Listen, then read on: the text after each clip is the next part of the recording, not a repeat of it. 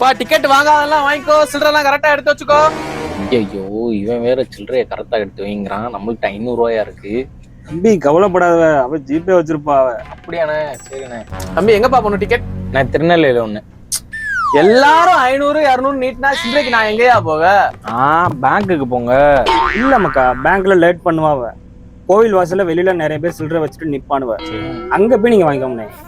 கரெக்டுண்ணே. ஓஹோ, அப்படியா? நீங்க எவ்வளவு வச்சிருக்கீங்க? தம்பி நம்மள்ட்ட 100 ரூபா இருக்கு.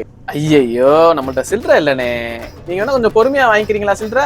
இல்ல மக்கா, ஜிபே பண்ணிக்கிறேன் நானு. ஐயோ, நம்மள்ட்ட ஜிபேவும் கொஞ்சம் சர்வர் இஷ்யூனால அதை யூஸ் பண்றது இல்லனே. சரி இந்தாங்கண்ணே. நமக்கா ஜிபே இல்லையா? நாங்க டிக்கெட் வாங்கிக்கோங்க, சில்லறை அப்புறம் தரேன். என்ன அங்கிட்டு போறான் இங்கிட்டு வரான், நம்மள வேற கண்டுக்க மாட்டான். சில்லறை தருவானா மாட்டானான்னு தெரியலையே. அண்ணே, அந்த சில்லறை இருப்பா தரேன்ப்பா, இருப்பா. பேசாம இருந்திருக்கலாம். அவனே கொஞ்ச நேரம் கத்திட்டு சில்லறையை தந்திருப்பான். நான் கூட பரவாயில்ல, டீசெண்டா பேங்க் லெவல்ல தான் உங்களுக்கு. நீ அவனை பிச்சை லெவல்ல கொண்டு போயிட்டியா. சில்லறை தருவானா மாட்டானானே தெரியலையா. என்ன மக்கா, அப்ப தரமாட்டானா? சரி, எனக்கு கூட தருவான்.